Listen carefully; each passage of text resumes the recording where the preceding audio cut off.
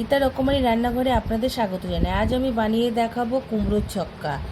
কুমড়ো, আলু, নারকেল কোড়া, কাঁচা লঙ্কা, নুন, হলুদ, চিনি, কাঁচা ছোলা, টমেটো, পাঁচফোড়ন, তেজপাতা, ঘি, হিং।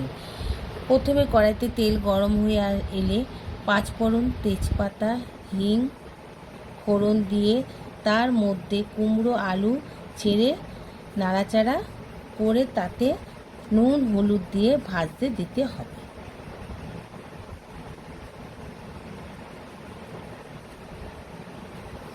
তারপর কাঁচা লঙ্কা, টমেটো,